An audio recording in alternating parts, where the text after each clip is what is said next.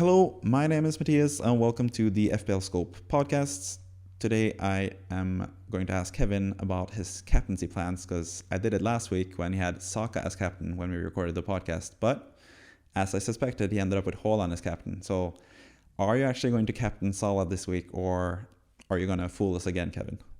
What do you have to say for yourself? I think I'll captain Salah just because what's the point in having Salah for you? You're not aiming for that Gameweek 2 matchup. So for me, 100% gonna captain Salah, and either way, whatever Haaland does, I'll get half the points anyways. And the whole True. point is to potentially get more with Salah, and a lot of people don't have him. So for me, it's just the easiest captain choice. And also, Newcastle looked good. I mean, of course, they're going to the empty head, but regardless, I still think Salah has a good chance, especially considering the fact that he was so pissed off against Chelsea after being the main catalyst for them scoring with his brilliant assist to Yeah. Luis Diaz, and then Klopp clearly just being happy with getting a draw. So yeah, selfish Salah, captain, 100%.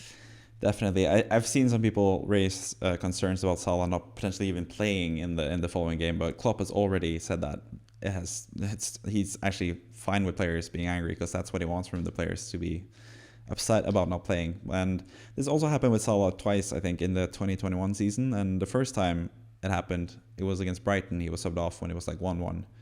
The following game, he got 1 goal and 1 assist, so that would be good for our case because we both have Salah as captain. But the second time it happened, because again he was subbed off, and that was actually against Chelsea, which is the same team I was subbed off against now, and he was angry at that point as well. But after those games, or after that game, he had 2 blanks in a row, so it could go either way, really. But I think Salah, as long as Liverpool are good, and I think they're going to be good, especially against Bournemouth. We know they beat them 9-0 last season. I think he's going to be a great captain. But I do have to just ask you, because last week you did say that you hadn't even considered Haaland as captain at all, but then you ended up with Haaland as captain. So what made you change your mind in the end with Haaland? I mean, the fact that he's 90% owned in FPL, which is a crazy number. I don't think that's got to be the highest percentage any FPL players had in terms of ownership. So Yeah. for me, it was just towards the end of, all these sort of last minute changes, including getting Saliba in for Gabriel. It was just sort of like, I can't be left behind in case this happens. I captained him against West Ham Game week 1 last year, and he went absolutely ham. So for me, it was just sort of like I don't want to be left behind at the end of the day. Yeah. I did have him, and you see the screenshots yourself. I did have him with until roughly a half an hour to go or something like that. Yeah. So I did have Saka as captain for the longest time, and I wouldn't have been that hurt if I had gone with Saka in the end because still got a Yeah. respectable Only 3 points amount of points. less. It's just six. It's just a 6 point swing at the end of the day, which is much better than some people who captain Rashford, including my two cousins. So there you go. Yeah. I mean, it's only a 3 point swing, to be honest, because you get 20 points with because you get what is it, 20 and 30, oh, yeah, 20 plus 13, or you get 26 Yeah, it's plus technically 10. three. Yeah. So yeah. But anyway, you also mentioned last podcast. I should mention that as well. That you mentioned that I might change. You said that you said that you might change your mind and because of the ownership thing. So yeah, you are technically speaking the truth. I think sometimes, but yeah, I think it's a wise decision for me. Obviously, we can say that in hindsight because Haaland got more points, but you, on top of that, you have the fact that you are going with Salah as captain this week, so you have a differential captain already, so you don't really need to differentiate that much in Game Week 1. So, but either way, speaking about your team, we can actually just move on to your Game Week 1 team and your score, because it was a really good game week for you. So yeah, you mentioned some late changes. I'm gonna mention that before you get to talk. But yeah, we got some news about Guardiola not starting. He was like one of our favorites because he's going to start most games from now on, I think, at least. So yeah, the Guardiola news, or Guardiola not starting, made you go down from him to Tarkowski, because that could make you go for Onana in goal rather than Pickford, which ended up being good for you. And then we also got the news about Gabriel and Saliba, that Gabriel would be benched, and then Saliba seemed like the most obvious change in that regard. So what do you feel about the late changes? Anything you'd like to do differently? And what do you think about the team in general? You got 86 points, so yeah, you must be happy, I guess. Yeah, I'm pretty happy with it. You know, Martinelli only got 2 points more than Eze, and if I had gone with Eze, it would have meant that I would have most likely have gone with Chilwell as well because I knew that he was a popular pick, and obviously he's just playing at left wing. Like the heat map and everything that we've seen so far has just been absolutely crazy. I couldn't believe that he was pretty much playing as Neymar, just playing down the left wing. He was more useful in attack than Rashford was for Man United in 90 minutes, which is to me crazy that a left back was doing this. So yeah, I think Chilwell would have been the only difference that I would have probably made and should have, frankly speaking, made. Yes, maybe I would have considered benching Chilwell because I know a lot of people did and got lucky because Stones didn't play or this person didn't play and then Chilwell came in. But regardless, I think Chilwell's looked like a must own. Me and you privately have spoken about Chelsea and, you know, sort of hopes and what we think that they can achieve for the season. I'm very high on them after Yeah. seeing them in that draw against the Liverpool. I think once Nicholas Jackson gets going and Kunku gets in and all these things, and now that they got Romeo Lavia as well, and Mm-hmm. they Caicedo got on top of that. Caicedo, yeah, I think they're going to be a very, very fierce side. And Mm-hmm. if that's the case, you got to have the players that can do the business for them. So yeah, definitely Chilwell, and we'll go into that a little bit more in detail in Yeah, just a sec. we're going to talk about Chelsea quite a lot, and but yeah, that's why I'm kind of surprised that you had no Chelsea players because you are much higher on Chelsea than I am. Because I think I had them Yeah, eighth in my table prediction. You had them fifth, so yeah, you're pretty high on them. I have Chilwell, but you don't. But you, like you said, you had the potential option you had was going from Martinelli to Eze and then Tarkovsky to Chilwell, I presume, because you'd have 1.5 more if you went from Martinelli to Eze, and then you could use one of that million for Tarkovsky to yeah. Chilwell, and that will leave you with 0.5 in the bank as well. So I think, yeah, that's probably the one thing you could have done differently. But in the end, 86 points, really happy with your squad. I'm assuming, and yeah, there's a couple of other things, but we'll get to that when we get to your plans for the next game week and stuff that we can talk about how you potentially might change your team, but yeah, I think it was a good game week for you in general. You ended up with Haaland and Saka, the two both like highest scoring players on your team. And Buemo looked good, got a penalty. Joe Pedro looked good, got a penalty. Pretty happy with that. I had both of those players as well. Estepina looked fantastic, got 7 points for you. And Onana with the lucky 9 points. So yeah, what do you make of the Man United players? I just gotta ask you that. What do you make of the Man United players or Man United in general? Do you think it was just like a bad game, or do you think it's more like a potential trend for them? I'm not frozen. I just it didn't look great. Like they did not. Wan-Bissaka passed the eye test. He looked amazing. Yeah, So I know. when we're going into Kimo's Yeah. team in a second, And let's I've actually just got move on to that. comments. Actually, just look Yeah. at Kimo's team because he actually had Wan-Bissaka. Kimo's obviously our third founding member of the FPL Scope, but he doesn't have the time to be a regular member this season. But we're going to go through his team as well anyway. But yeah, he has Wan-Bissaka. But yeah, continue. Yeah, Manchester United looked terrible. I'm Yeah. going to be completely honest. We all know that it should have been a penalty. They say, it wasn't a play. The ball wasn't in play, blah, blah, blah. But he still clattered him like crazy. So, Yeah. and apparently Tchaikovsky clattered the hell out of Bernd Leno. And that was, so what is it? Are they both valid or are they both not valid? So that becomes a thing. So, Man United looked terrible. I think a lot of it had to do was with the sort of dysfunctional way they were playing. There were Rashford kind of looked lost, so he'd play down the middle, then he'd go into left wing, and things just looked terrible. I thought Anthony sort of had a game. I thought Bruno Fernandes was pretty lackluster. Mason Mm. Mount Yeah. clearly confidence issues because Mm. he like I saw a tweet where there was a guy who got onto the pitch and is like random guy ran onto the pitch and someone said, well, that's not very nice to say about Mason Mount. And I was just like, yeah, because he just looked terrible. So Yeah. I am very, very conflicted because I thought it'd be the reverse way of looking at things. So I thought Chelsea were going to be the team that would play the way Man United played, and Man United would have played the way Chelsea did.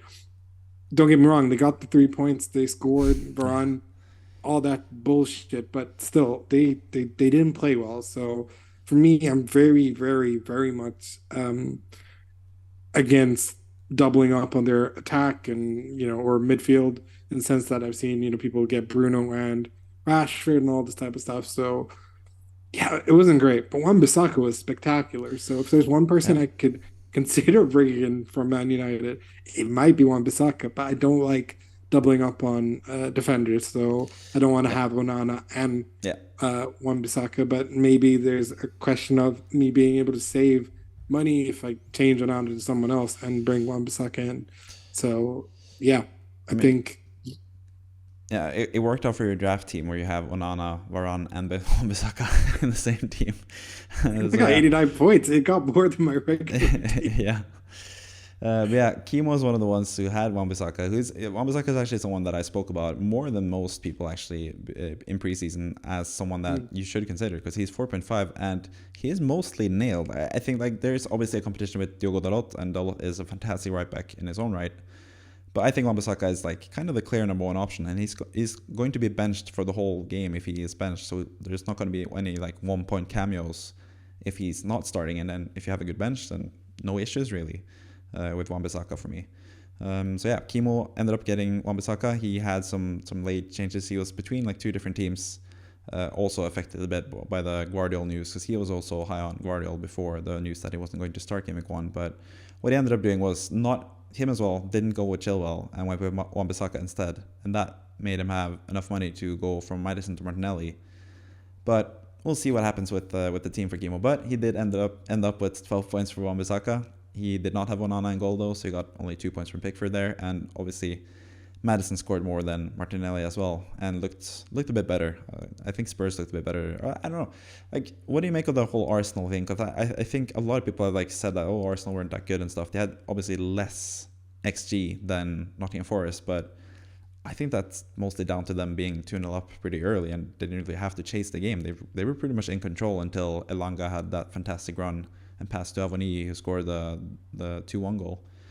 So yeah, what do you make of the Arsenal performance as well? Like, do you think it's as bad as people say, or do you have any worries about Arsenal? They have a lot of new players as well joining the team, and they did some weird things with Gabriel out and Partey in at right back and stuff. So, what do you think? Yeah, I think partially Arteta did the Pep thing of overthinking things a bit too much. I Mm-hmm. think that was the main thing that caused a little bit of issues. But other than that, I thought Arsenal were perfectly fine. Arsenal, who conceded in a 2-1 win, still convinced me way more than Man United, Mm. who were playing Wolves and should have maybe conceded twice or three times. So for me, I think I don't know if it's because they played the Community Shield or whatever it was, but yes, I do think that they were a step below what they can be, and especially if they want to win the league and blah blah blah. But I don't think it's alarm bells currently, to be honest. Yeah. So yeah, Kimo had a pretty good score as well. He got 87 points, 1 point more than you, 2 points less than me. But hey, I'm not here to brag. But it's also quite a bit less than the next guy on our screens, and that is the manager of the week in our mini league. Because you can join our mini league. The league code is V9JT0D. And if you do that and you are the best manager of the past game week, you get featured on the podcast. And that's what happened with Hustler and Kulbu, who got 101 points. And that is mostly due to him having Haaland as triple captain, and 13 points from your triple captain, equaling in 39 points in total. I think that's more than good, especially for someone triple captaining a single game week player. I would never do that personally, but with 13 points, you have to be happy about that. And then he had Isak as well with 13 points. Akanji, which was kind of a differential pick for 6 points. So yeah, decent team, but he made some weird decisions as well. So yeah, what sticks out to you with this guy's team, Kevin? I mean, I don't understand why he benched Estupinian, where all of us who have him started him. So I find that frankly a bit weird. Man, I kind of wish he did. Everyone should bench boost in game week one thing because that would have been. Yeah. I mean, you got super lucky with Leno, but still, yeah, I think he should have potentially have benched Welbeck because we didn't even know if Welbeck was going to be the Yeah. starter and everything like that. So personally, I think Estupinian being benched was a. I mean, I guess you could say in hindsight, but we all who have Estupinian started him, so I think it was a bit of a silly mistake. Yeah, again, I think Odegaard down the line will be the best, like second option to Saka, but I think in when Martinelli is available, I think you could have gone with Saka and Martinelli. But other than that, he did an excellent job. Isak's a good shout. I Mm. mean, he might be fixture proof. We'll find out. But personally, I'm looking to get in Isak a little bit later. I didn't like the upcoming fixtures and stuff like that. But of Yeah. course, against Aston Villa, he always has the opportunity to score, and he scored twice. And I mean, I guess you could say he was lucky to get the second goal, but the second goal was brilliant and very traditional and trademark Isak, who scored a goal like that against Barcelona in his final La Liga game. So, yeah. Yeah. So for anyone who's just listening, whether you're having it on YouTube and just listening, or if you're listening through as a podcast, the bench for the bench of the week is Leno in goal as the benched goalkeeper with 12 points on the bench. And then he has Garnacho with 3 points, Aurier with 1 point, and then Estepinian, as I said, with 7 points. So yeah, definitely could have started Estepinian over Welbeck, but at the same time, Estepinian had 1 point when the game reached 90 minutes played, and then he had the assist and got the bonus points, obviously. So it could have been less, but I think in general, Welbeck not really like a long-term fantasy pick. Fun differential for Game Week 1, I guess, and we don't even have to use him in Game Week 2, and you can sell him in Game Week 3 or Game Week 2 even, which we'll get to when we talk about this guy's future plans, potentially. But yeah, use the triple captaincy on Haaland, 13 points, all good. Isak, kind of wish I had Isak personally as well, just because I like him so much, but that's also why I had Isak towards the end of last season when he kind of disappointed the final like 6, 7, 8 game weeks when Callum Wilson was the one starting most games as the striker. So that's always the fear with Isak, on top of the bad fixtures, that he's not going to play striker all the time. And he was still subbed off after like 60 something minutes as well. Granted, they were up by like 4-1 or something at that point, or 3-1, I think. So yeah, but yeah, fun team. Fun to see like a different team, and fun to see that guy reach number 1. But it could be someone else next week. So like I said, if you want to be featured as the manager of the week, you can just join the mini league with the league code. I'm going to remind you once again at the end of this podcast when we're going to look at this manager of the week's plans for next game week. We also did some predictions last podcast. This is something we're going to do every single game week this season, and that is trying to predict the scores, the results and scorelines of the matches in the upcoming game week. And yeah, this is where you outshine me by quite a margin, because you had 9 out of 10 correct results, as in the win, lose, or draw. You got it correct. The only one you had incorrect was your favorite team, Everton, losing against Fulham. But Everton were the much better side. They got a goal disallowed that was perfectly fine goal, never should have been disallowed, and they just looked a lot better than Fulham. So even that game I think you should have had correctly. So yeah, is this just something we can expect from you going forward in terms of the results, or do you feel like you got a bit lucky with this? I think it's a little bit of both. I think some of the matches were quite easy to predict. Yeah. I think I was a bit more generous towards the teams that you are more harsh against. So, for example, Spurs, you were like, oh, they're gonna, you were just like immediately, they're gonna lose, they're gonna, and all this bullshit. And I was just like, let's wait. I mean, to be honest, they should have lost if Mbuemo had put away his final chance. Yeah. I got up whilst watching the game with some peeps, and I got up, went towards the TV because I'm like, yep, he's tapping this in. And he missed, and everyone just gave me so much shit. Yeah. And I was just like, oh God, this hurts. This hurts quite a bit. So yeah, I think that's what it kind of boils down to, because yeah, I mean, we got okay, you thought Newcastle Aston Villa was gonna be a draw. Yeah. So I went with the home advantage there. You went Brighton, we're gonna lose as well, which Draw, I figured not lose. or draw. Sorry. Yeah, I was a bit But preemptive there. Like I have more belief in Luton than most, but that's mostly at home, I think, and they're not playing at home. So yeah, I really but should have seen that hilariously, I coming. had more belief in West Ham than you did. Yeah, that's the one correct scoreline you got. That was West Ham 1-1 Yeah, against Bournemouth. Really should have been 1-0 exactly. West Ham, to be honest. But yeah, I predicted 2-0 for Bournemouth because I was not impressed by West Ham's preseason. But pretty happy with what I saw from West Ham personally in that first game week as well. So yeah, not impressed with what I saw from my own predictions though. So that's going to get better for next week for sure. I went a bit like rogue with like Luton with a draw and stuff, just because it's more fun. But I'm going to be more cynical and try to be more just like this is the correct result sort of thing in the future. And speaking of the future predictions, let's just go straight into them. We can talk a little bit about each game, but we can just basically just gloss over the like easy to predict games on paper at least. So Nottingham Forest against Sheffield United first. We have the same exact prediction. That's 2-0 for Nottingham Forest. I think that's going to be my prediction for every Sheffield United game, really. Just 2-0 for the other team, pretty much. Yeah, fair. Yeah, really not much to say about that. Sheffield United showed absolutely nothing against Crystal Palace to make me believe in them more, but they made some decent signings now. They got Ben Hamer or whatever from, was it Coventry he came from? Yeah.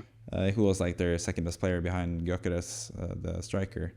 He's only 5.0 in FPL as well, so maybe he becomes an option in the future, in the long distant future. But they made some okay signings since selling their two best players. But yeah, next game is again we have the same prediction: Fulham Brentford. We have 2-1 for Brentford. Yeah, I assume you watched Everton against Fulham. So what do you make of Fulham in the first game weekend? Why do you think Brentford will win 2-1? And do you think it might be a different result, or do you think it might be more for Brentford? Like, what are you leaning more towards, a bigger Brentford win or potentially a draw? No, I think for me it was just Fulham were terrible. They legitimately scored off the one chance that they had. Lando was the best player by far, which says a lot about how far I feel that Everton have come in terms of just where we were a year ago or where we were last season. So I'm quite encouraged by us, even though the fact that we lost. However, I wasn't encouraged by Fulham at all. So for me, I think it's just that Brentford looked better in the eye test, and that's why I believe that they'll edge them. I still think Fulham will score at home. I think there's a little bit of there's something missing there in Brentford. I don't know what it is. Like I felt that had Romero maybe finished the game, that maybe Spurs could have actually edged them out because I felt that Spurs lost a lot when Romero went out. Yeah, So, including Van getting quite unlucky and he didn't score an own goal, but it was his deflection that cost the goal and ball to go in. So for me, yeah, I think Brentford is going to edge it. I think Wissa looked good. I think Mbeumo looked great in the match as well. Probably pissed off they didn't score that second goal as well. So, yeah, I think Brentford will edge it out. And yeah, we can go into Liverpool Bournemouth. We both think that it's going to be a 3-goal margin. yeah, I just think that Solanke is going to be so lucky again. And that's why I yeah. think he's the only person who I think is capable of scoring for the team. And I think he's going to get some lucky goal against them. I hope so because I hate Liverpool. I hope Liverpool actually lose the game, but I am conflicted because I have Mo Salah. So Yeah. in terms of FPL, so yeah. Yeah, I think that's a pretty clear Liverpool win in our eyes. I think Bournemouth looked decent against West Ham, but at the same time, West Ham got a couple of big chances against Bournemouth. I know that's not necessarily reflected in the XG because West Ham had a big chance where Antonio like barely didn't touch the ball, and that meant that the XG wasn't really accounted for Antonio in that case. But yeah, I think a 3-goal margin for Liverpool seems kind of likely, but at the same time. Iraola didn't really lose that much against like the bigger teams, at least in La Liga, so maybe that happens again, but we'll see. We both have high hopes for Salah. Then we have a huge win for Brighton, both of us, against Wolves. I admit I did this prediction before the Wolves Man United game, and I think Wolves looked a lot better than I expected, and maybe Gary O'Neill is the type of guy that deserves the Manager of the Year plaudits that he got towards the end of last season, because Wolves looked really good. Like after looking pretty tame and boring under Lopetegui, I think they looked way more frisky than what I remember in any game last season. So yeah, what do you make of the Wolves team? And you still have Brighton winning, because Brighton looked amazing as well at Luton. So what do you make of that game in general? Do you think it could be closer, like Wolves showed against Man United? Because you had Man United Wolves 3-0 for Man United as well. Yeah, I am very impressed and annoyed considering the fact that it's scary to me that they could have drawn or even won the game against Man United. They looked that good. So for me, I think 3-1 is more reflective of that, in the sense that I still think that Brighton are going to edge them out because they got a good home win and they have the players, they got the thing. I think the biggest thing about Wolves is they sold Raul Jimenez. They don't even start Fabio Silva, who I think should be starting, because I've always, yes, he's an FM talent, and I have some bias towards that, and it's always been brilliant for me in Football Manager, but I still think he's quality. So I think he is the man to replace Raul Jimenez, and had Fabio Silva played from the start, they might have actually gone something, which is why I think that it's going to reflect in them scoring a goal against Brighton, because Brighton also switch off a little bit towards the end of their games. So that's why I think it's going to be at least only a 2-goal margin, but it wouldn't shock me if Wolves somehow got a result in this, because they looked really good against Man United. Yeah, they did for sure. Especially Mathias looked fantastic, but as always with Wolves and Cunha, for that matter, they suck at finishing, kind of like Everton. But yeah. Then we have Spurs Man United, and once again you have more faith in Spurs than I do, because you have a 2-1 Spurs win against Man United, while I have 2-2. I think it's going to be quite a lot of goals in this match, so that's why I have 2-2 in this match. But yeah, you have Spurs taking home the win in this match. So how do you feel about that? I originally wanted to do 2-2 as well, and it has to be said, I didn't see Mathias's predictions, and he didn't see mine before we did this. He did his prediction, then asked me, and I did mine. So he only saw mine after he had done his. So I did actually want to write 2-2 as well, but I don't know. I just think that Spurs might feel a bit hard done by that they didn't win or anything like that. They were a bit sloppy and stuff like that. They're going to be at home. Harry Kane's gone. They seem to be okay without Kane. Some might argue, would they have won the game with Kane? Maybe, maybe not. You don't know how they would have played. But I think Richarlison didn't have the best game, but Ange seems to be a huge fan of him, and say like, oh, he'll get his chances. I think he's going to have a big season for us this year. All this type of stuff that you never hear out of Conte's mouth. So yeah, sure. So I think Son, especially, who caused the penalty and all this type of stuff, we can argue about whether it was a soft penalty or not all day long, but at the end of the day, he caused the penalty, and I think he'll want to make an impression. Maddison's already gone off to a great start as well. So, and because of how Man United played in that first game, yes, Onana is great. So it could be the differential here, but I still think, for whatever reason, the Spurs might edge them. Yeah. I don't know. It's going to be a tight game. I think it could go either way, really. And I'm also interested to see Man United, and especially Rashford, how he responds. And especially if they move Rashford to the left wing and then have someone else as striker, rather than having Garnacho, who was absolutely awful against Wolves. That might affect them positively as well. So we'll see. That's one of the most interesting games for me, I think. And another interesting game, because it's actually pretty nicely set up, especially on the Saturday. We have 3 matches at 3 p.m. for anyone in England, but 4 p.m. for us in Scandinavia. And then you have like a later game with Spurs Man United. And then finally, the latest game is Man City against Newcastle, which is going to start at 8 p.m. for anyone watching in UK. That's also an interesting game, because Newcastle looked fantastic, amazing against Aston Villa. Beat them 5-1. I thought that was going to be a draw, and Newcastle just dismantled Aston Villa. But you still have a 3-1 convincing win for Man City, even though they are still currently, as we're recording this, they are 1-1. They actually equalized against Sevilla, but 1-1 after 71 minutes against Sevilla. Why do you think they can beat Newcastle 3-1 after what Newcastle showed against Aston Villa? No idea.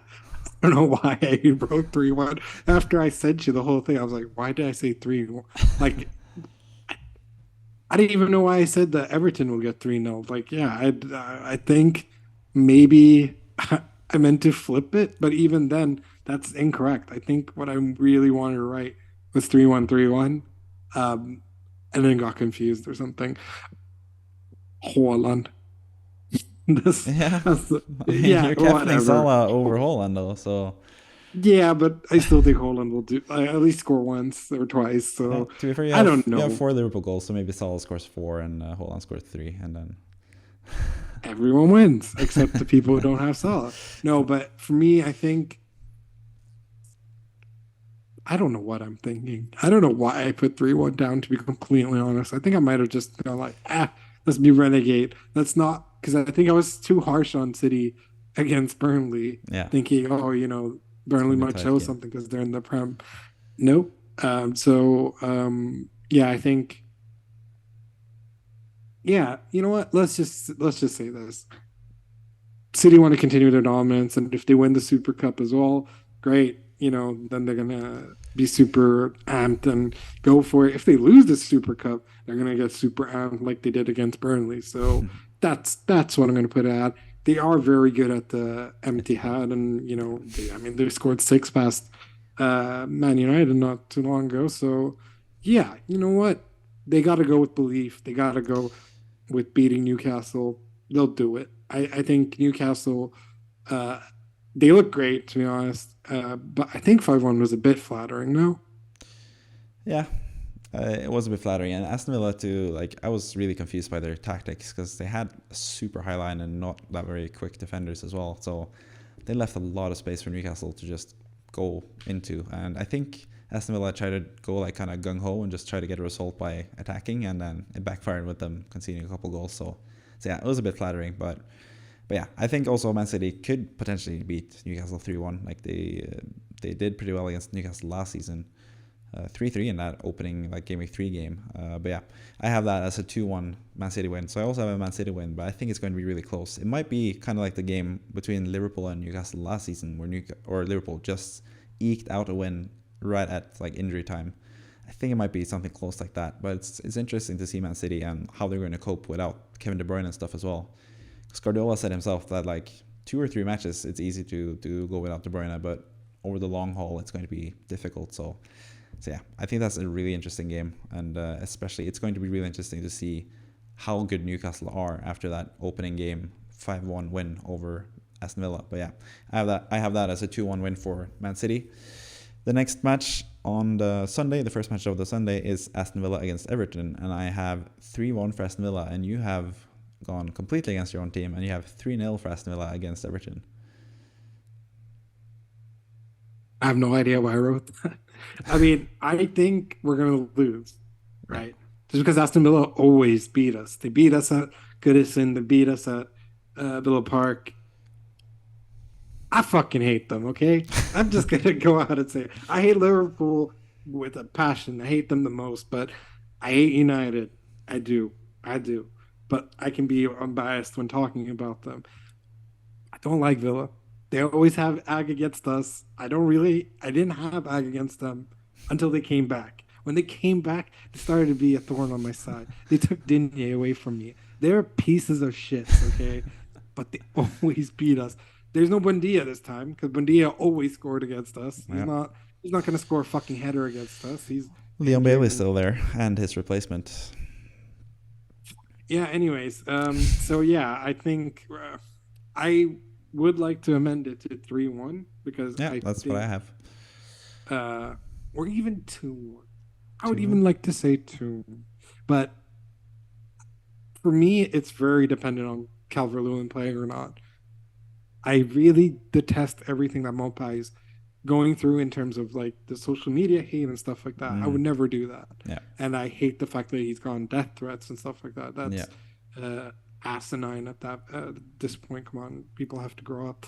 However, I am aware that it's completely affecting his play, and I don't want to say this. I'm going to always show backing whilst he plays, but I don't believe he's good enough for the team. I'm sorry. No. He doesn't hold a candle to Calvert Lewin. And if Danjuma is fit, I'd rather play Danjuma as a center forward or as a striker over him as well. I would, even give Dimitri a chance over him as well. So Mm. yeah, if Mopai is leading let me put it this way: if Mopai is starting, it's 3-0. If Calvert-Lewin's starting, it's 3-1, 2-1. Okay. I still think we're going to Fair lose. enough. And if it's the flip flop of what happened last time, that I got it wrong and Everton won, I win either way. So yeah, True. And yeah, I also hope Mopai leaves, but it's for an entirely different reason. Because, like you said, Aston Villa is a thorn in Everton's side, and Mopai is a thorn in West Ham's side. Because the only goal he scored for Everton so far is against West Ham, the winning goal last season. yep. So yeah, I don't want to see that again. But by all accounts, New Mopai is also, like, just to back off or back up the point you had. By all accounts, he's a really nice guy and stuff as well. Like, I've heard people that have met him, and he was like the nicest guy to them and stuff. So any stuff that he's going through in terms of like hate and stuff, that should stop for sure. But yeah, like I said, as a footballer, maybe not good enough for the Premier League, but who knows? Like, he's had a couple of nice moments in the Premier League in the past, at least. So yeah, we'll get to see with Mopai's future. But speaking of West Ham, we have the game between West Ham and Chelsea as the final game for the Super Sunday matches, and I have West Ham losing 2-0 again, like I did last week against Bournemouth. This time it's against a tougher opposition, but it's also at home, so that might help a little bit. And West Ham have had some pretty good results against Chelsea the last 10 years, basically. While you have 2-1 for Chelsea, so you have a pretty tight game. So what do you make of this game? Like, you have pretty much, like, you have a lot of faith in Chelsea, but you still think it's going to be a tight game. Is this more out of hope because you don't have Chilwell that you want West Ham to score, or is it something that you actually think is going to happen? A little bit of both. I think Bowen's been in really good form, Yeah. and for him to score in his first game back into the Prem is just translation of the preseason form that he's got, and he's got the confidence. He's looking sort of like the Bowen that he was just 2 seasons ago, or 3 seasons ago. 2 seasons out. Yeah, 2 seasons ago, and he's just been improving ever since, got to win the Conference League, scored the winning goal there too. So he's just been in decent form ever since. So that's mainly it. And I also think that Chelsea still need a little bit more time to gel. Obviously, we're not 100% sure what's going on in terms of maybe Caicedo will start. And if Caicedo starts, it could easily be a 2-0 because then they've sort of got that little more backing. Because yeah, people had all these discussions about, oh, does Enzo have enough help? And now it's like, oh, Enzo has more than enough help. They've maybe got the best midfield in the Premier League. So if Lavia and Caicedo, lace up and everything, then I can easily see it being 2-0. But other than that, Chelsea do have some deficiencies in terms of defending because, Thiago Silva, class player and all this type of stuff, but he's still on the, retiring sort of phase towards his career rather than, being the young buck that he once was. And Disasi was great. I thought he had an amazing game against Liverpool, but I still think it's going to take time for them to fully gel. So that's why I think, yes, they'll still grab a win, but it's going to be close. Yeah, for sure. But yeah, I even though I have Chilwell, obviously I want West Ham to win every game. So I'm hoping that West Ham will pull this out. But I don't know. Stranger things have happened, and Chelsea aren't like that big of a juggernaut. Like, they got a draw against Liverpool, but a lot of teams could get results against Liverpool as well. So yeah, I think Chelsea will win, but I also not entirely writing off West Ham either, because I think potentially Edson Alvarez and Ward-Prowse might play this game as well for West Ham. We're not getting Maguire now, but we might get Mavropanos, or what his name is, from Stuttgart, who is actually looking pretty good in the Bundesliga, the former Arsenal centre-back. But speaking of Arsenal, that's the final game of the game week. They play on the Monday against Crystal Palace. And Crystal Palace... What? What? Are you joking? Are you guys seriously looking at him? He's everything you hate in a defender. Good luck. Okay. I mean, he's getting a lot of he's praise been. and stuff. Don't get me wrong. He's had great development in the Bundesliga, but if you look at some of the goals that Stuttgart have conceded, it is exactly the sort of play that you'd be like, why the hell did he do that? So just warning you ahead of time if you Yeah, guys actually get fair it. enough. I mean, that's sort of been the case with Maguire as well for Man United. Like, what the Yeah, hell are of you course. doing? So I guess we get sort of like for like in that case, and we do have Aguero and Suma as well already. So yeah, it's going to be interesting to see what West Ham do in terms of the three back line or what they do. Bowen potentially as a striker. That's also something we gotta discuss in future podcasts and stuff when West Ham's fixtures get a little bit a little better. But yeah, before we move on to the fixtures, which is actually the next segment, Crystal Palace against Arsenal. Just quickly, we both have a win for Arsenal. I have 2-1 for Arsenal. You have 2-0. What do you think of this? Palace looked really good in Game Week 1, but it was against Sheffield United. Arsenal looked a bit more like against Nottingham Forest, but at the same time, they scored two really nice goals. So yeah, do you think this is an easy win for Arsenal, or do you think it will be close?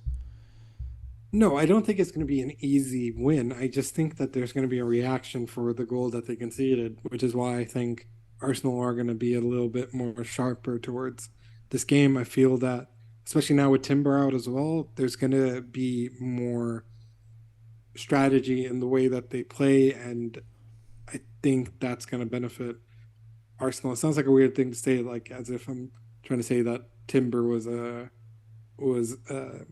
sort of like a thorn in their side or some hindrance. He wasn't, not at all. But like I think Arteta will sort of take his head out of his ass and not play Partey at At right center back, back yeah. or right back sort of thing. So I think some of that sort of I gotta out pep by being Arteta ball. I think that's just not going to happen.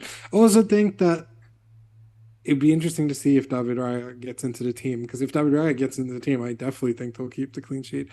I don't think so. I think he's waiting for Ramsdale to make a mistake to be like, see, this is why I brought Yeah, David probably. Raya in. Yeah. So, but don't get me wrong, it could easily end up being 2-1. Eze, of course, Edouard Mm-hmm. scoring is huge for them as well. I mean, I would have taken Edouard in a heartbeat for Everton as well. So, yeah, I think Arsenal should edge it. It's going to be close. Yeah, So even 2-0, 2-1, yeah. I'm yeah, not predicting a big one. it's gonna be close. Yeah, we're gonna move on to the future game weeks, and we gotta look at the best fixtures potential for every team in the Premier League.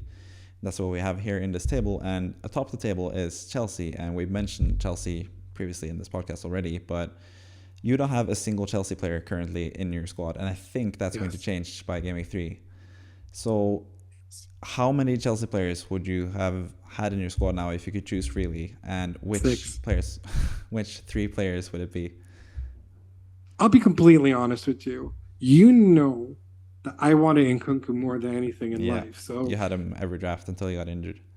yeah, so pretty much I think the issue is had Nkunku never got injured, I probably would have gone with Nkunku and Chilwell. But it's the minute that Nkunku went, I was like, "Ah, I gotta see how Chelsea play first." And I think also the Chilwell thing just ended up um, being like, oh, he's playing Liverpool and West Ham. You know, one's a derby, one's a match against West Ham. Just kidding. No, but one, it's Chelsea Liverpool that has ended 0-0 and draws and blah blah blah. But I still felt that they were going to concede. Yeah. The West Ham game, anything can happen. But past that, I was just like, yep, I want Nicholas Jackson. I want Chilwell. So those are Okay. two players I'm thinking already.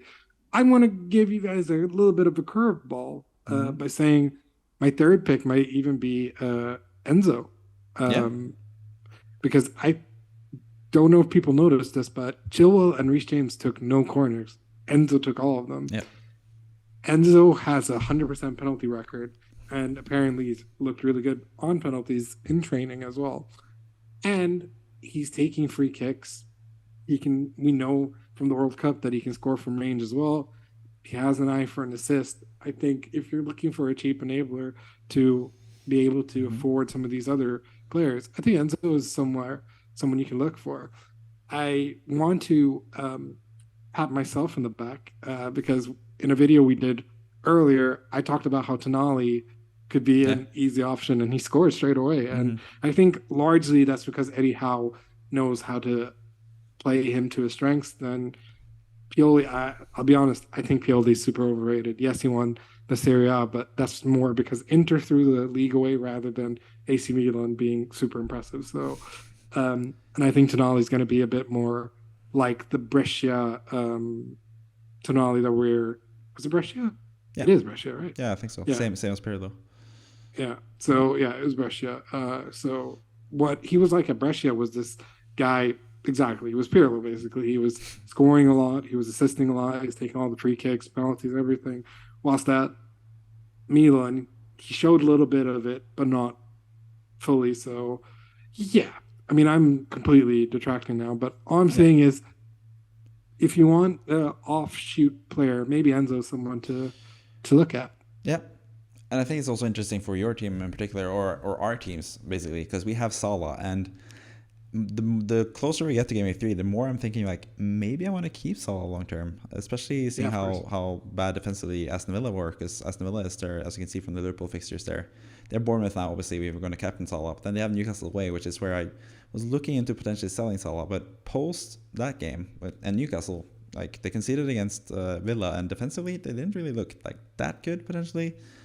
But after that, it's Aston Villa at home, which might be easier to score against than we expected, especially with Tyrone Mings now, even though we don't rate him that highly. He was an important player for Aston Villa.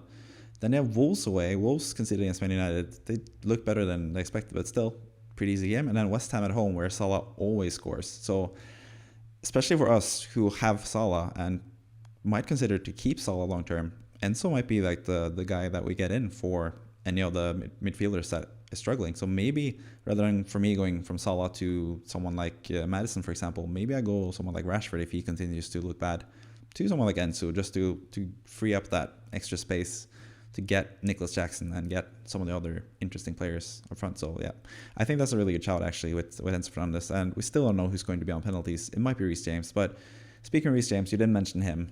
What do you think about him as a prospect? Because obviously he played kind of like going back, even though he played in a back four, but he played super offensively, and he had 2 chances created, I think, and really could have had an assist for Nick Jackson as well if Jackson just would have finished it properly.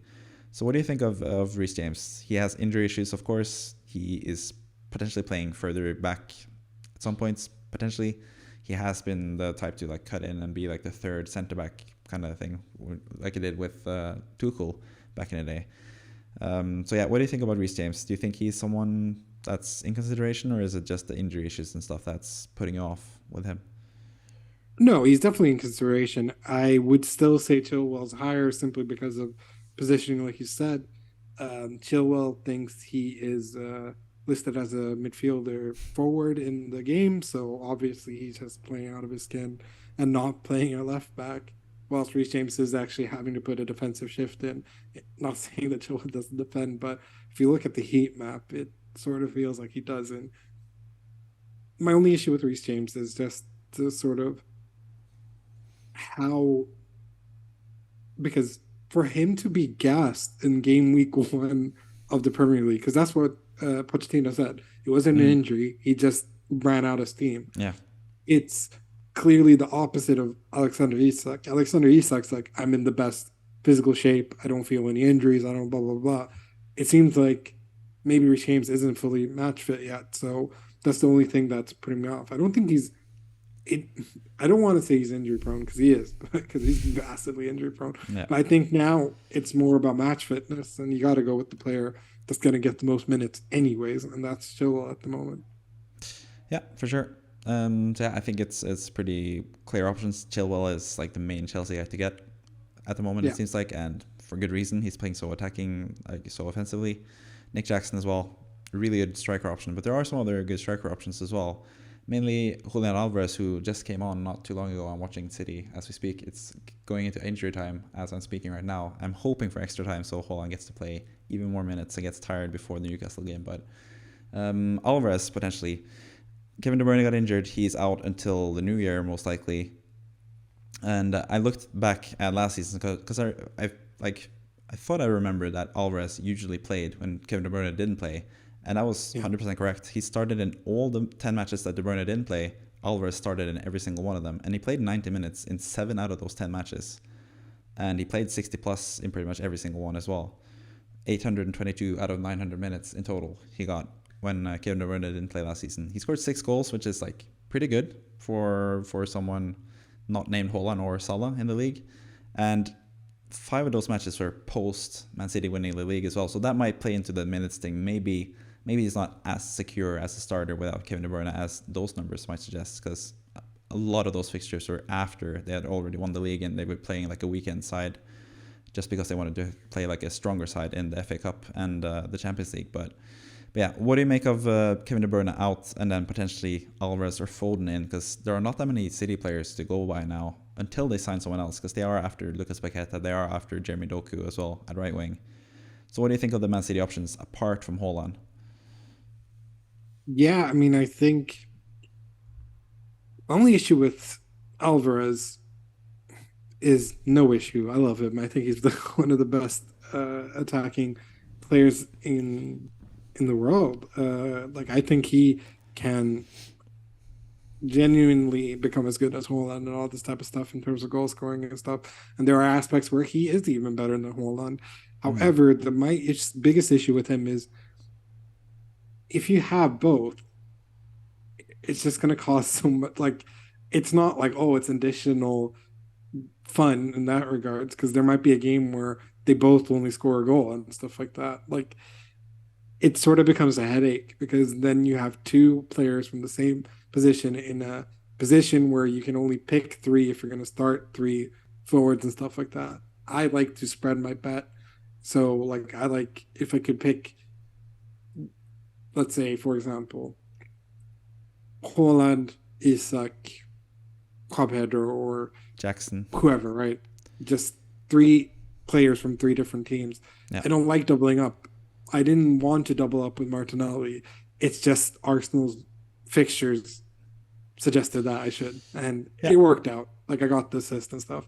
But I think it's a super worthy punt because regardless of what he does and plays, he gets a goal, he gets an assist.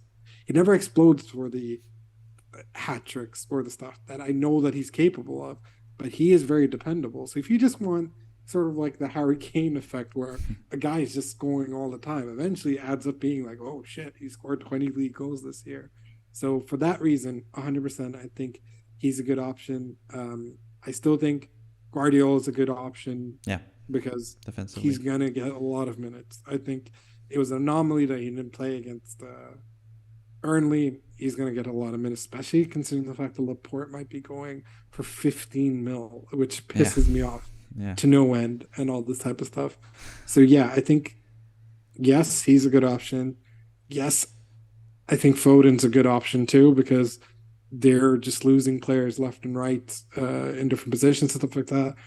I even think Palmer might be given more of a chance now. This is he scored against Sevilla now.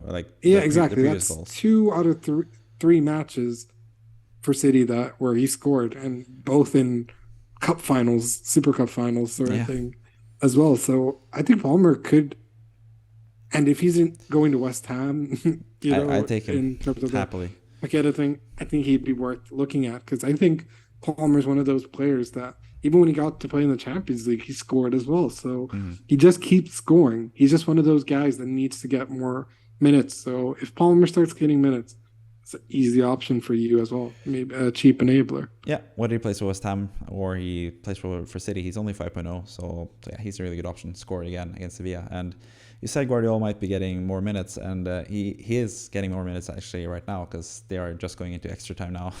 It ended 1-1 after full time for City. So Guardiola, he started the match and he's going to play in extra time as well, most likely. Because they've only made one change. That's the thing with Guardiola as well. Like, even though they have a lot of matches and they have a lot of options, he just keeps the same team for the entirety of the match mostly.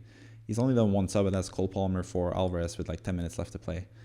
It's going to be interesting to see the extra time, but obviously anyone listening to this know already what happened in that game. But yeah, some interesting fixtures. It's also interesting to see Chelsea and Man City at the top of the fixture ticker. Those teams have some really interesting players. Most of us only have Haaland and Chilwell at most, really, from those teams. So if you have more than those two players, that could get interesting. And speaking of having more than those two players, we can move on to the weekly wildcard draft, which is something that I do every week on Wednesdays, where I select basically the best squad to have from now and the next 4 to 5 game weeks, and then potentially beyond as well. And in this team, I have 2 City players and 2 Chelsea players, so I don't have 3 from either team. I have 2 attacking City players, 2 defensive Chelsea players, which is kind of interesting as well. But I can just run through the team quickly for anyone listening. So in goal, we have Sanchez, who starts in goal for Chelsea currently, before they get a new goalkeeper potentially. Areola as the backup goalkeeper. It could be Areola or Turner, to be honest. Then in defense, it's Chilwell, Estepinian, Henry, Udogie for Spurs, and then Kabore for Luton. Then we have Saka, Mbeumo, Maddison, Diaby, and Salah in midfield. Still have Salah because he's the captain, and like we said, potentially beyond the Game Week 3 as well, or Game Week 3 and beyond, he could be good still as well. And then we have Haaland, Alvarez as a striker, and Joe Pedro as a striker. So I don't have Nick Jackson. He's the one I probably would like to get in, probably for the Game Week 3 weekly wildcard draft. I'm getting him for Joe Pedro and getting the money somehow from someone else. But yeah, I'm going to ask you the same two questions basically when we do the podcasts most weeks, and that's, out of the 15 players that I just mentioned in the team, is there anyone that you're a bit concerned about when it comes to either minutes or being a good option or anything like that? And then the second question is there any player not in the team that you would like to see in the team that you think should probably be in consideration? I mean, I think currently all the players look perfectly fine. I mean, you made a glowing case for Alvarez. Obviously, I like spreading my bets, so Watkins is the one that I would have recommended, or potentially Watkins would be Watkins and Diaby though, so that would be doubling up as well. Yes, the only difference is that for me, Watkins is 100% nailed. I'm not 100% sure about Alvarez being nailed, especially now that considering the fact that he's played, or has he? No, he hasn't played today, right? He came on and with 10 minutes left, so he's playing now extra time. Yeah, so he's actually fine. Never mind. It's okay. But in terms of, I'm okay doubling up in terms of having a midfielder and a striker from the same team. I don't like doubling up when it's both in the same position, if you get what I mean. Yeah. So, for example, I wouldn't have Chilwell and Reece James. I'd have one or the other. Yeah. I don't like the fact that I'm doing Saka and Martinelli, for example. So that's all I meant. Maybe, obviously Isak, who we both love, is another one. Is the fixture proof and all this type of stuff? That remains to be seen. But for the week, I think this is as good as it gets. So yeah, looks good. Yeah. So it seems like the one change you would potentially do is Alvarez to someone like Watkins, or potentially even Nick Jackson. We mentioned him as well. Yeah.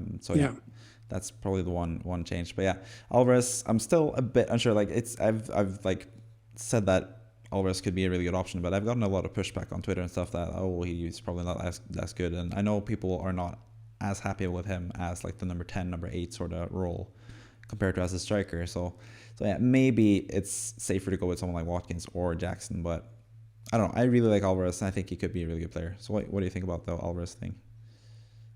You seem to have a reaction there. Oh, it's actually straight to penalties. Damn it. I thought it was there's no extra time. Damn it. Yeah, so, and I'm missing Damn it. I'm shocked about this. Hold on, which you can't see. What's that? Is that Endo to Liverpool? Yeah, potentially. What the hell? Okay. Stuttgart are really popular at the moment, it seems. But it's just more that, 100%.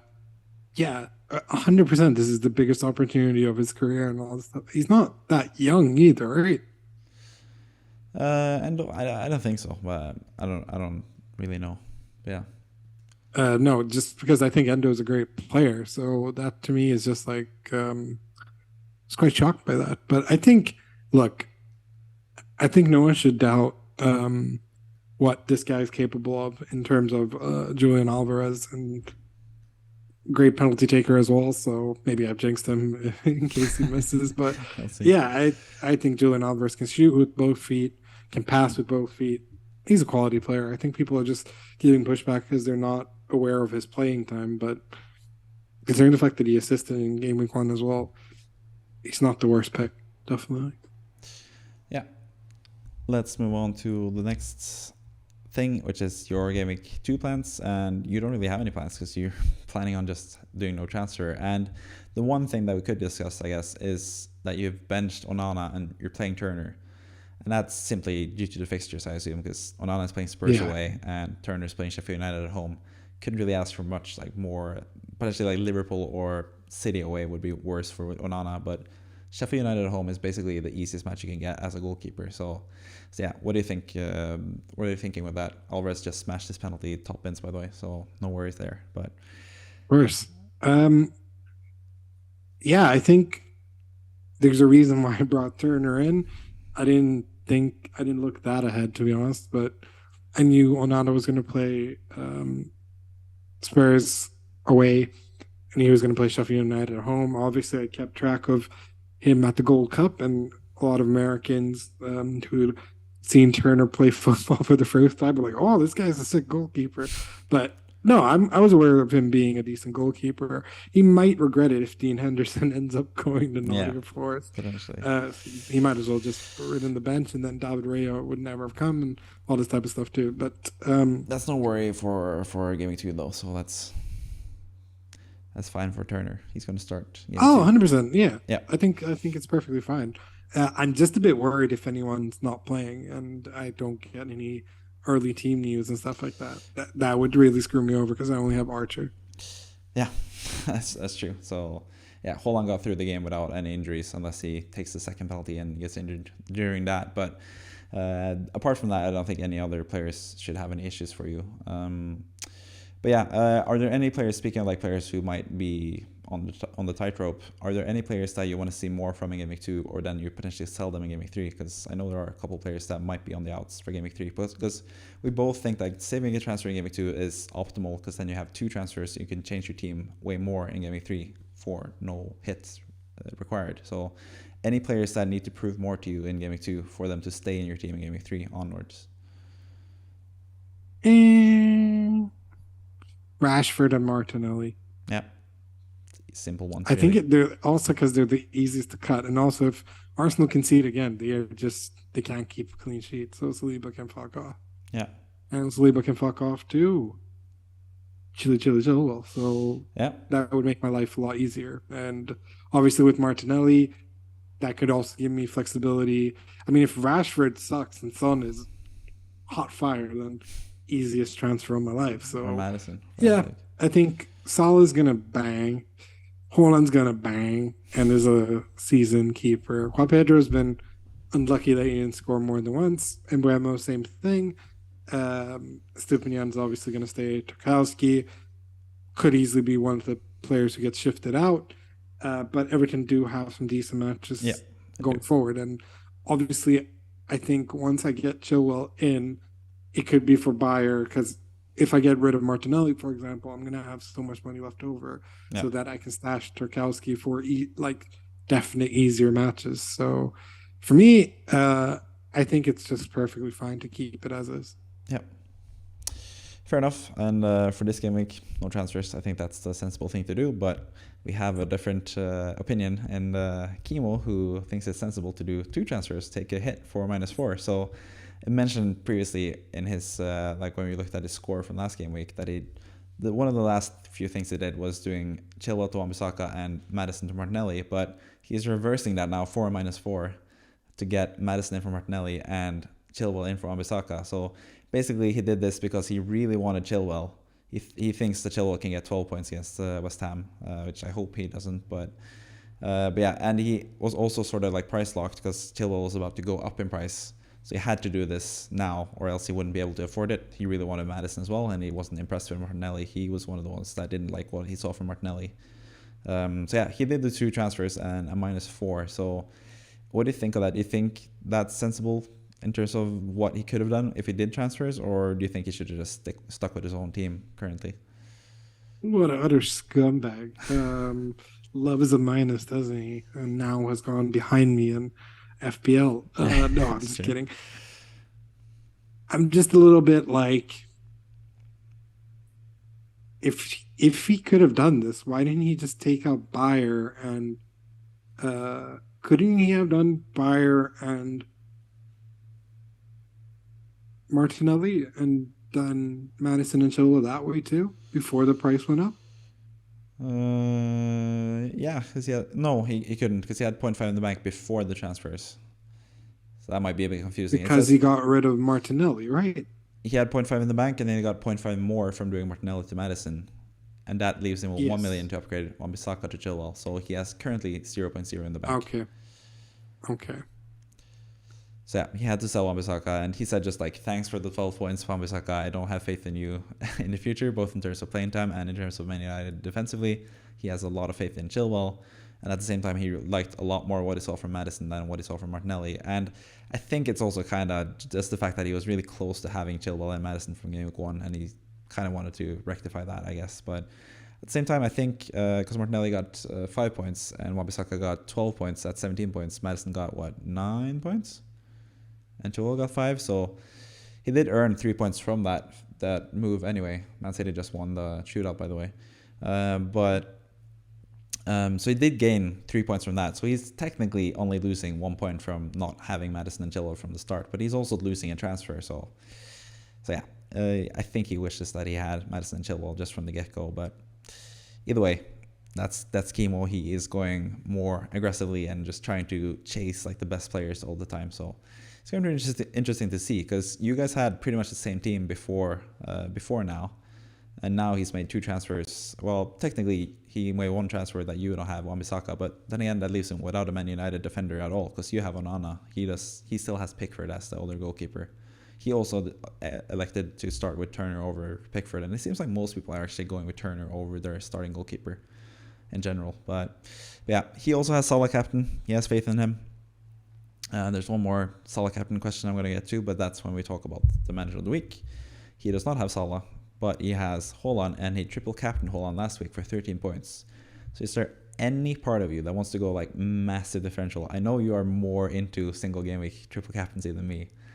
Is there anything that makes you tempted to go Salah triple captain? Because I think this is like the most, like, in terms of like projected potential points and the low ownership of the player, this is like one of the best opportunities to triple captain someone who could get a lot of points but is still not that highly owned. But it seems like you're not going to think about that for a second even. You've been burned in the past with the 9-0, so, and I hate Liverpool, so no. Yeah, so that's not an option. I would rather triple captain Lukaku at Spurs than I would Mo Salah, so yeah. Fair enough. No, that's a lie. I wouldn't triple captain Mo Salah. It's just more that it's too early, man. It's game week 2. Yeah. And there's going to be double game weeks. That's the thing for me. I always want to captain someone in a double game week. I've had a lot of success actually the last few seasons with the triple captaincy. Last season I did Rashford for 25 times 3, which is 75 points. Before that I had De Bruyne, I think, for 16 or 18 points times 3. So yeah, I am saving that for a double game week. Most likely Haaland this game week, or this year, because I didn't captain him last year. It was Rashford. But either way, neither one of us is going for triple captain Salah, and I don't think you should anyway. But if you are the one that is chasing the number 1 rank in the world, if you're really high up there already, maybe you use the bench boosting in week 1 and you're really close to number 1, maybe then I would potentially think about doing triple captain Salah. But other than that, I'd stay away from triple captain as well. Captain is more than enough, because most people, like the manager of the week, don't have Salah. But speaking of the manager of the week, we have someone without Turner in goal. He has Onana on the bench, which is my suggestion. I haven't discussed this with the manager of the week because I don't have contact with him. If you are watching right now, Hustler and Gubu, if that is your real name, or if that's how you pronounce your name, please get in touch as well. Like, it would be fun to chat and stuff about your team. But yeah, does not have Turner in goal, but that is one of the potential transfers that I have suggested. So again, I always say you should keep your same team and just get 2 transfers in game 3, and I think that counts for this team as well. Aurier on the bench against Sheffield United at home, you could get the Turner coverage from that, I guess, with the starting Aurier potentially. But I think the starting 11 is fine as well. Some question marks for game week 3. Ødegaard, depends how his role is with the team, with Harvards and stuff. Isak, I think, is fine. He's going to be good, and his fixtures is going to become good as well. So I would not sell Isak. But Welbeck on the bench, like we discussed with the previous score, that's also the other transfer that I'm suggesting. Potentially Welbeck to Joao Pedro if you want to get someone a bit cheaper. This manager of the week has 0.5 in the bank as well, so you could even do Welbeck to Ferguson, because Ferguson came on and looked so much better than Welbeck. And I think Ferguson is one of those like overlooked players currently in FPL, so it's also an option. But what would you do if you were this manager in terms of who do you start, and do you do any transfers with the current players that he has? Um, yeah, I think the suggested ones are perfectly fine. I would,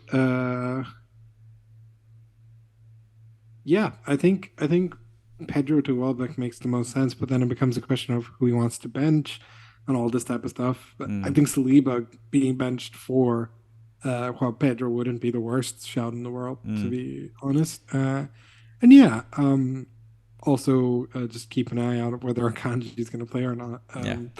But and also if you have Isak and Akanji, is there any point in that? So yeah, I think that's the only things that I would suggest. I think, or just banking it because his 11 looks good as it is. It's just a question of I'm not the biggest fan of Leno against Brentford, Yeah. and I'm not the biggest fan, obviously, of Onana. And Spurs. And if I were to start one or the other, I think maybe Onana because there might be a lot of saves there. I think Brentford are just gonna score a lot. So yeah, I think the suggested transfers are the best options, or just staying put. Yeah. So the one suggested transfer is the goalkeeper transfer, either Onana or Leno to Turner, and then you can start Turner against Sheffield United. You could also do, like you Yeah, said, that you don't know about Akanji and Isak at the same time, so maybe you could bench one of them for Aurier. Would you do that, you think? If you stay with I the think same I team? would. Yeah. Yeah, I So think I for would. Akanji, most likely, or Yeah, especially exactly. with no team league news, I'd probably do that in general, just because you don't really know if Akanji is going to start or not. So yeah, Yeah, I think that's probably the more sensible thing to do. Just get Aurier in for Akanji, and then you get that clean sheet against yep. Sheffield United, most likely, either way. But yeah, if you were to sell one of the goalkeepers though, Onana or Leno, who would you sell? Because you get 1 more million if you sell Onana, but then you have Leno and Turner as your starting goalkeepers, or as your two goalkeepers. So what would you lean towards there? I'd keep Onana. I think Yeah, Onana has proven that he's a quality goalkeeper, and United have shown that they have a shit defense. So there's going to be save opportunities. So yeah, I think if it all depends on what the priority is. If the priority is to save some money, then obviously there are good 4.5 options available. But I think yeah, you could easily just swap Leno to Turner and then have a good, decent little rotation there. Yeah, I think that's the best option. yeah. So that was the manager of the week. This week, if you want to be the manager of the week, maybe you even, Kevin, because you're in our league as well. So maybe you get to be a manager of the week. But we do talk Not about your. if I'm gonna fucking meet players who triple captain game week one. Then I'm fucked. And some But asshole's gonna triple captain Salah, and I'm gonna be pissed off when it works. yeah, maybe we'll see about that. But either way, you don't have to be manager of the week for us to talk about your team. But Yeah. if you are watching this and you want us to discuss your team at some point this season, then join our league, because you can become manager of the week, and we talk about your team, like your past score for the game week and the next game week, and talk about your team in general and what you can do moving forward. Before we move on to that, because yeah, you can join our mini league. That was the promo thing, V9JT0D. Just as a final thing, this is your final word, because that's usually what I leave you with in this podcast. But for this team in Game Week 3, if you bank the transfer in Game Week 2, what would you look into doing in Game Week 3? Because we need to give some more advice to this manager of the week. What is like the things that you're looking at with this team? Okay, I would look into maybe replacing either Rashford or Odegaard, depending on which like player doesn't pass the eye test, and whether there are some players that are streaky. Like if Madison goes crazy against United, I think he's an easy one for him to bring in. I also think if Son does well, then there's that. If Richarlison plays well, I mean Richarlison's a striker positioned at midfield, so there's some interesting options that I feel that he could buy into. I also think Welbeck, getting rid of him might be the Mm, best option. Maybe even looking into like doing a if he keeps his transfer, looking into Welbeck and being turned into Watkins and one of these other guys turned into a 6.5. Possibilities are endless, but I think the biggest thing that he's got going for him is that he has a lot of options in terms of keeping. Like they're, you know, this is the thing about no Salah team. You have a better bench, you have a better flexibility and all this type of stuff. But so do we when we eventually sell Salah, if we sell Salah. But I, generally speaking, really like this team, and it's the most important thing that it's done is in most positions, except for Garnacho, Rashford, and Saka Odegaard, it has a mix of all the different teams and stuff like that. So that's where I think I try and differentiate, maybe turning one of these guys into a Madison or potentially a Watkins, if or even Juan Pedro, because it's what's the price difference between Welbeck and Pedro? Welbeck is 6.0 and Pedro's 5.5, so it's 0.5 difference. That would leave him 1 million in the bank. Exactly. So easy fix, for example. So yeah, I think those are definitely the considerations. Or yeah, but what do I know? I have less points than this guy. Why am I giving him advice? That's true. But yeah, I had less points as well. But if I was going to give some advice, maybe just looking at this, could potentially do the transfer in Gameweek 2, the goalkeeper transfer. You get Turner as the starting goalkeeper for Leno. You save 0.5 from that, doing that as well. And then you potentially don't do a transfer in Gameweek 3, and then you have 2 transfers for Gameweek 4. That's also an option that this manager could do. Or you could just do 1 transfer every game week as well, potentially. But I think that might be something to look into, because Welbeck is not the best player, but it's also a nice entry point to either go with Joao Pedro or go up to someone at 7.0, for example, Nick Jackson, or go sideways to someone like Evan Ferguson, or that's 0.5 more. So yeah, I think you have some options there, as you can see from the suggested transfers. I think that is something that I would look into, whether it's Gameweek 2, Gameweek 3, Gameweek 4, or it's 2 transfers in Gameweek 3, or whatever you want to do. I think, doing Welbeck to a different striker is priority number 1, and then also just watching Ødegaard and seeing if his role is the same as last season, because now he has a more attacking midfielder next to him, mostly with Havertz or Trossard potentially even as well.